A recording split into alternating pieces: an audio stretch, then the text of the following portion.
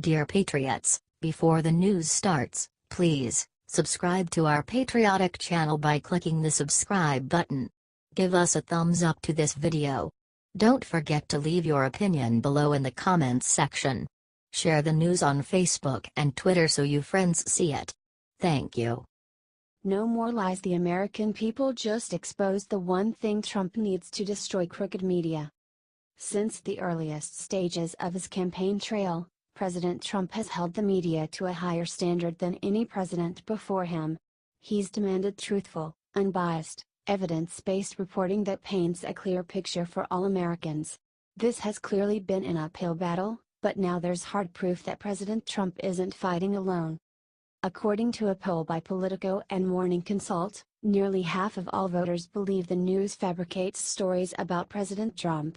That's right, over 46% believe that not only do major news organizations fabricate stories about President Trump, but also the entirety of his administration.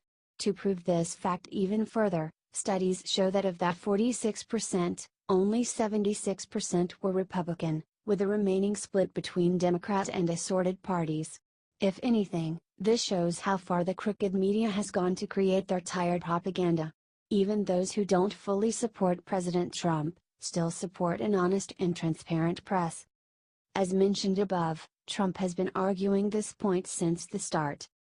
Actually, dishonesty in the media is one of the things that surprised me the most, Trump told SiriusXM radio host Chris Plante Tuesday.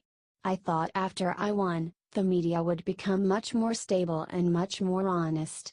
They've gone crazy. CNN is a joke. NBC is a total joke. You watch what they report, it bears no relationship to what I'm doing. But the media is absolutely dishonest, and frankly, I've never seen anything quite like it. In reality, this is an unbelievable phenomenon that has slowed down legitimate growth for this country and even threatened national security. President Trump just recently threatened to revoke NBC's broadcasting license after running a story that claimed Trump wanted to increase our nation's nuclear weapons stockpile tenfold. The White House and Department of Defense immediately denied the story, with President Trump tweeting that it was pure fiction, made up to demean. But with many cases involving the shady press, the damage was already done. The good news is, the American people are obviously no longer in the dark. We see what's happening and demand a change. If you think this country deserves a fair and just free press, show your support by standing with our Commander-in-Chief. Share this massive victory with the world and keep up the good work. Sources: dailycaller.com.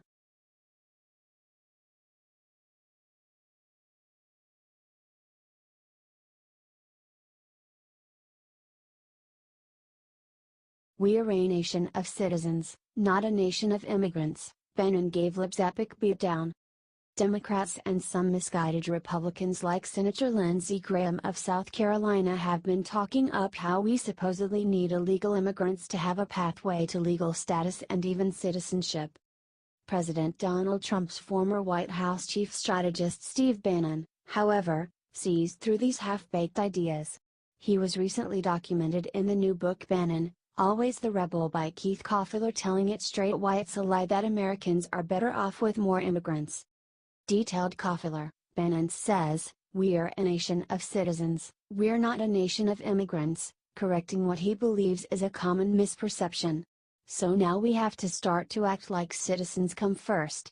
All policy should be oriented to making the working people in this country and the middle class in this country have a better shot at success. And we've gotten away from that. What we've done is brought in huge global competition for their jobs, for their schools.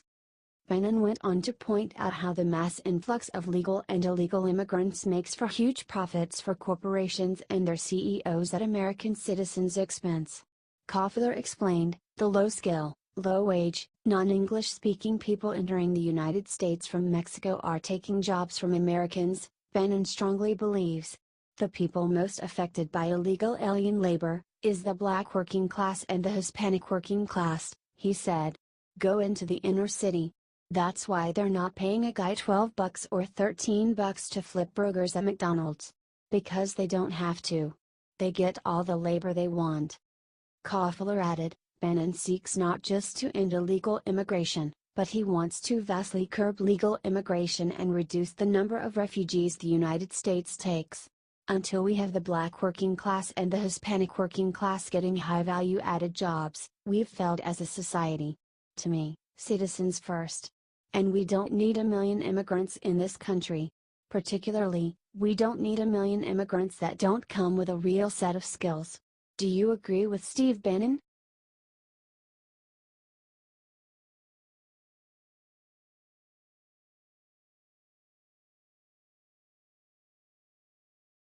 With only a two-word announcement, Sara Sanders just made every reporter gasp. God bless Sara Sanders. The White House doesn't have a recording of Trump's call to the widow of slain U.S. soldier, according to White House Press Secretary Sara Sanders.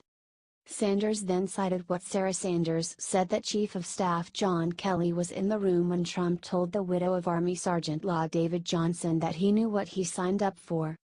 No, she said when asked if there is a recording. But there were several people in the room from the administration on the call, including Kelly, she said. That means that Trump was right. Sanders then recently put out a thing saying that Kelly supported Trump's comments. General Kelly was present for the call and thought it was completely appropriate. He thought the call was respectful and he thought that the president did the best job he could under those circumstances to offer condolences on the part of the country, she said. Trump then denied Wilson's characterization of the call.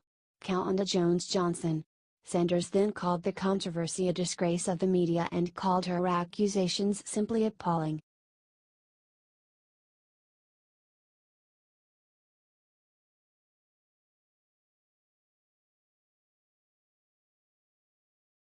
After media attacks General Kelly's dead son, Sara Sanders unleashes furious tirade.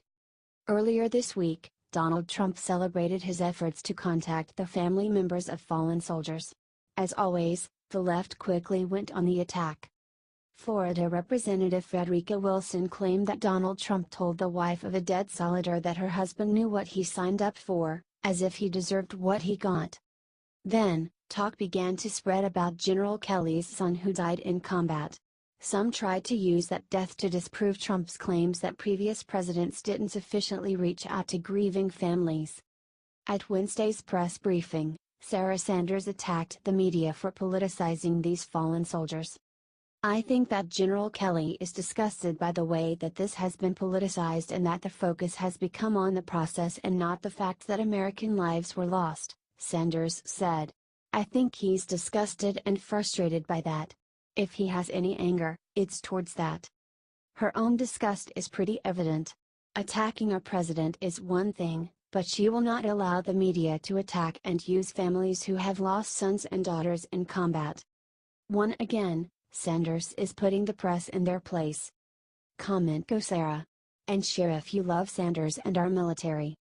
Both have committed their lives to the United States of America.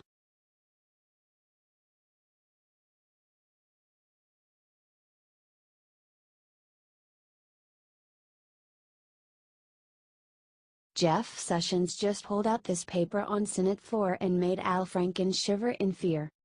Jeff Sessions is a dog. A dog that doesn't bark much but bites back hard. He got put on the firing line today during a congressional hearing that brought out two huge points. Sessions has done a wonderful job fighting crime, but he has not done much else.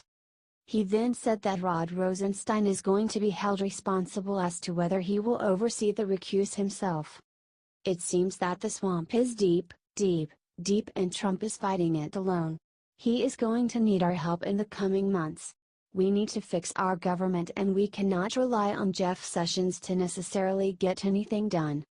We need to vote in a new government. Share this if you agree.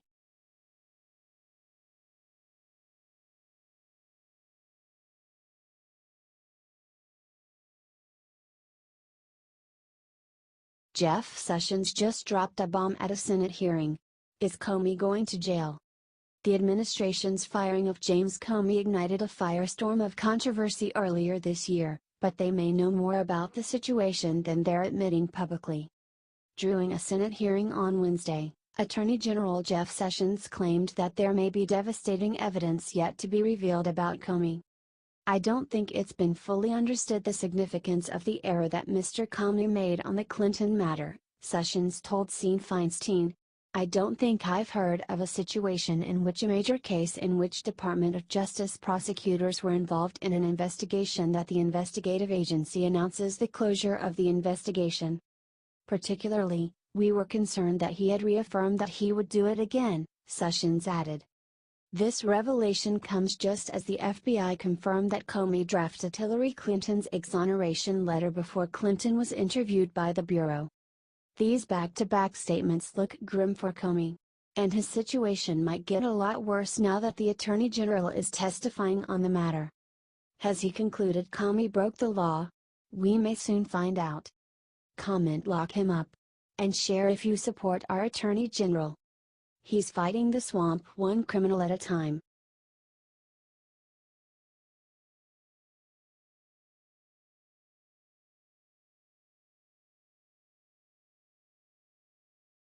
Right after trying to give Trump a new nickname, Schumer got slammed in public with brutal truth. Senate Minority Leader Chuck Schumer has finally resorted to name-calling. With little evidence to back his arguments, and more proof of hypocrisy revealed on the Daily, it's no surprise that Schumer is grasping at straws. The president is pointing fingers. He blames Majority Leader Mitch McConnell, RK, for obstruction. He blames the Democrats for obstruction. He's the obstructionist in chief because he can't stick to a position, Schumer told reporters during a pen and pad briefing on Wednesday. Obstructionist in chief is a bold claim coming from someone who has done everything in his power to stop real healthcare reform. That also includes the other name he mentioned, Majority Leader Mitch McConnell, RK. How can President Trump get on board with a deal that is specifically designed to reinforce Obamacare? That's exactly what President Trump has been fighting so hard to abolish. As expected, Democrats praised a deal that would provide 2 years of health insurance cost-sharing reduction payments in exchange for giving states more flexibility on Obamacare guidelines. But if you didn't believe Schumer was a flip-flopper before, the Senate Minority Leader was soon caught red-handed as a hypocrite. According to the Washington Examiner, Schumer believes that Democrats should actually give up on future Obamacare talks. So which one is it? President Trump has been straightforward regarding his plans for health care reform. The only opinions being changed back and forth are the Dems, and that simply makes them more untrustworthy. If Schumer and friends would stop doing the exact thing they're accusing President Trump of doing, maybe some real progress would actually be achieved. If you want Schumer and his fellow Dems to sit down so Trump can do his job, let us know and share this so our nation knows the truth. Sources: WashingtonExaminer.com, TheHill.com.